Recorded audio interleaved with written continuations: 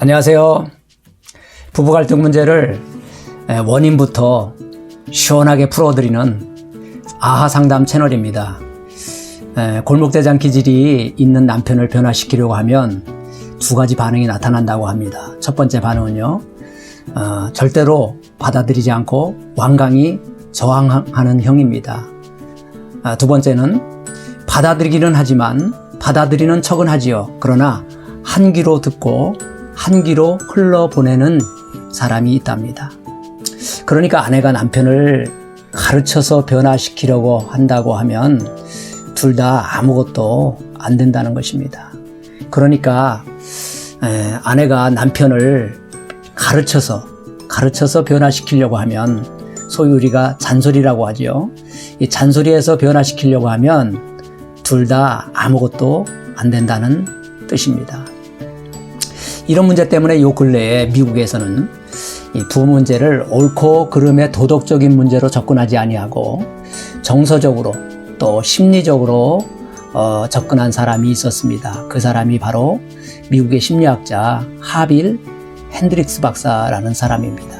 이 하빌 핸드릭스 박사 사진을 한번 보십시오.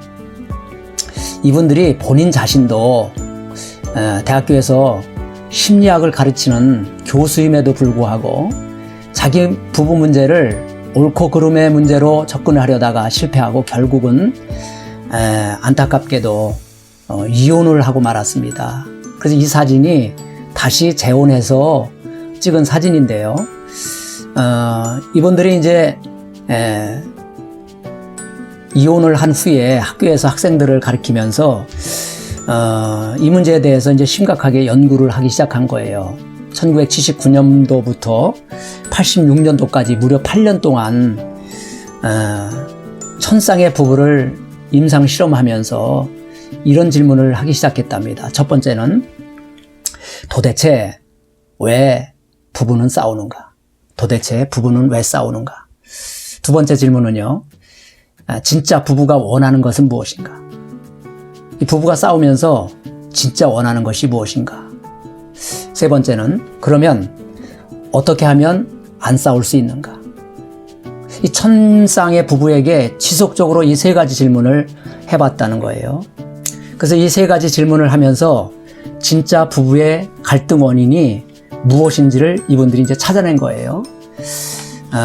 여기 보십시오. 중요한 얘기입니다. 진짜 부부 갈등의 원인이 무엇인지 알아야 해결이 됩니다.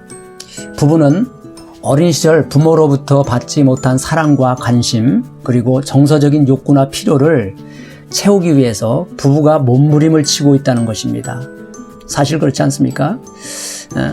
싸우기는 사실 그 문제를 가지고 싸우지만 심리적으로 보면 진짜 문제는 따로 있다는 거예요. 따로 있는데 그 문제 가지고 싸우니까 해결이 안 되니까 몸부림친다는 표현을 제가 했어요. 이해하시죠? 진짜 문제는 심리적으로 볼 때 어린 시절의 욕구 불만을 채워달라고 싸우는 것인데 그 드러난 증상을 보고 그 드러난 증상만 보고 원인을 찾지 못하고 싸우게 되니까 그 문제는 해결되지 아니하고 점점 싸움은 더 커진다는 것입니다.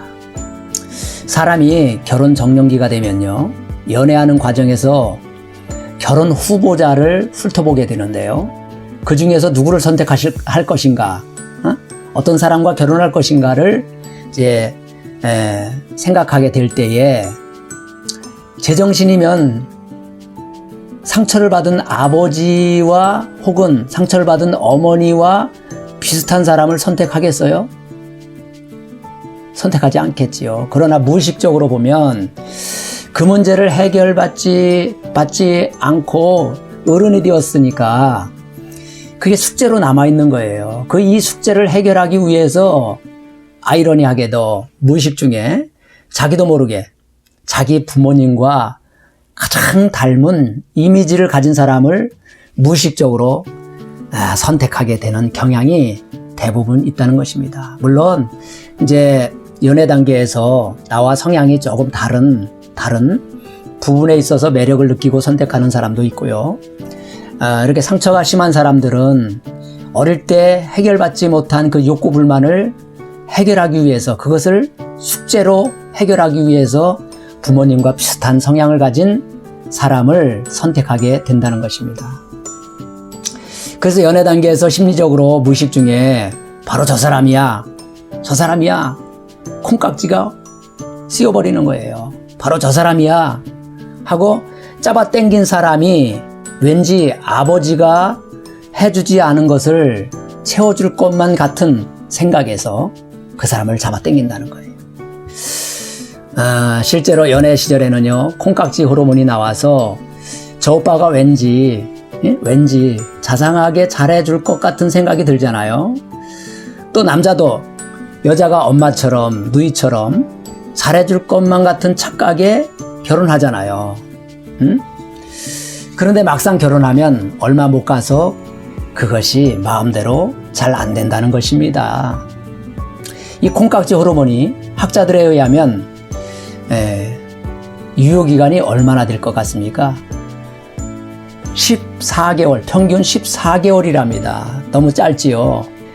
이때를 우리는 신혼의 단꿈을 꾸는 깨가 쏟아지는 시간이라고 하잖아요.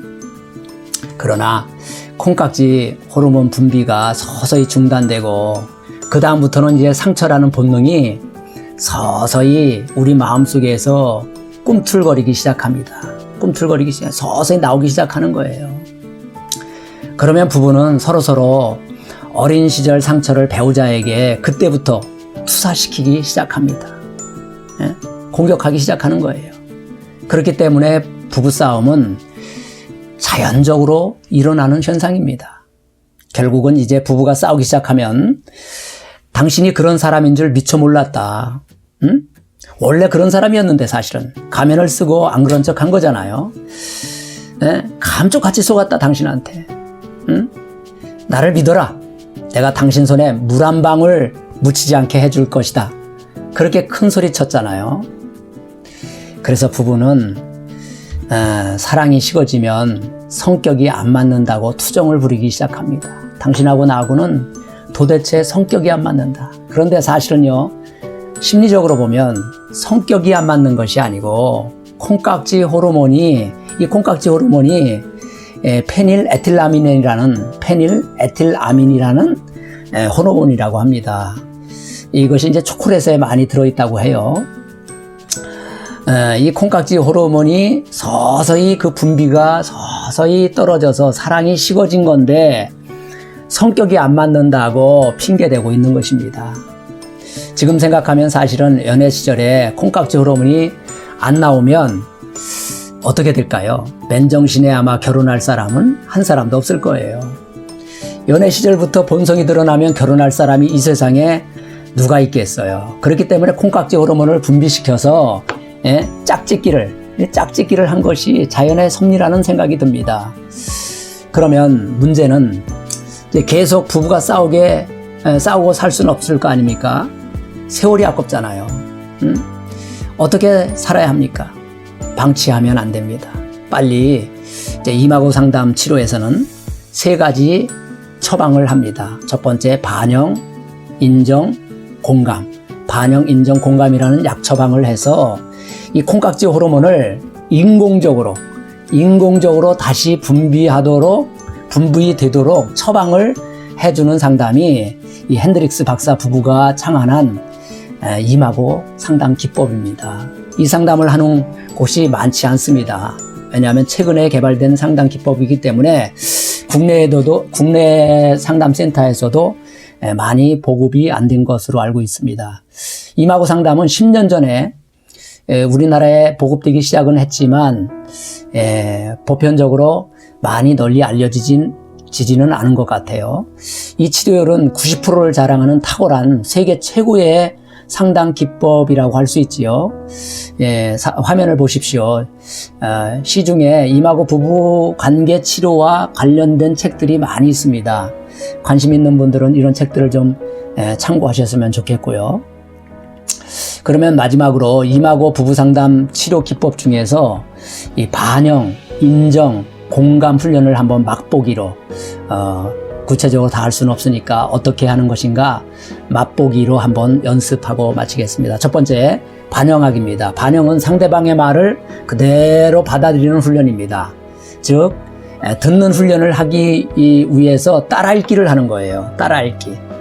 상대방의 말을 그대로 받아서 그대로 따라 읽기를 해서 그대로 돌려주는 것인데, 그대로 받아서 돌려준다고 해서 이제 거울요법이라고도 하고, 미러링, 거울처럼 이렇게 돌려준다고 해서 반영요법, 거울요법이라고도 합니다. 이 반영해주기는 그러니까라는 말로 시작합니다. 그러니까 당신의 말은, 상대방의 말을 그대로 받아들이는 거예요. 받아서 그러니까 당신의 말은 그렇다는 거지요. 그러니까 당신의 말은 그렇기 때문에 그렇다는 거지요. 이런 문장이에요. 그러니까 당신의 말은 그렇기 때문에 그렇다는 거지요. 그러니까 당신의 말은 내가 늦게 와서 기분이 상했다는 말이지요. 이 반영해주기를 하면 여자들은요, 특히 여자들은 자기 말에 공감을 해준다고 생각을 하기 때문에 굉장히 좋아합니다. 두 번째, 인정해주기입니다. 당신의 말을 듣고 보니 당신의 입장에서 충분히 그럴 수 있다고 생각해요. 이해를 해주는 거예요. 그럴 수 있다라고 이해를 해주는 거예요. 그게 인정하기입니다. 아직은 내가 100% 인정할 수는 없지만 그냥 그대로 받아들여서 그대로 수용해서 그대로 돌려주면서 이해할 수 있다라고 말해주는 거예요. 그러니까 당신의 말을 듣고 보니 당신의 입장에서는 그럴 수 있다고 생각을 해요. 이해할 수 있어요. 당신의 심정을 이해할 수 있을 것 같아요. 이렇게 말해주는 겁니다. 세 번째, 공감해주기요. 당신의 말을 듣고 보니 당신이 얼마나 힘들었는지 당신의 심정을 알 것 같아요. 이 알 것 같아요라는 말은 느낀다는 거예요. 공감한다는 말입니다. 그래서 마지막이 이제 공감하기인데, 당신의 심정을 알 수 있을 것 같아요. 그러니까 당신의 심정이 얼마나 아팠는지, 얼마나 힘들었는지 그 심정을 느낄 수 있을 것 같아라는 말입니다. 여자분들이 남편이 자기 마음을 알아주지 않는다고 힘들어 하잖아요. 그래서 힘든 얘기하면 너만 힘드냐? 나도 힘들다. 그러면 소통이 안 되는 거예요. 그러면 힘든 얘기하면 그대로 받아주어서 당신의 입장에서 많이 힘들었겠네. 그렇게 공감을 해주면 그때부터 이제 소통이 일어나게 되는 거지요. 그러나 부부가 반영, 인정, 공감의 말을 하다 보면 이제 부부간의 소통이 일어나고 치유가 획기적으로 일어나게 됩니다. 오늘 강의 여기까지 하겠습니다. 좋아요, 구독 버튼 눌러주시면 강의를 준비하는데 저에게 큰 힘이 되겠습니다. 감사합니다. 행복하세요.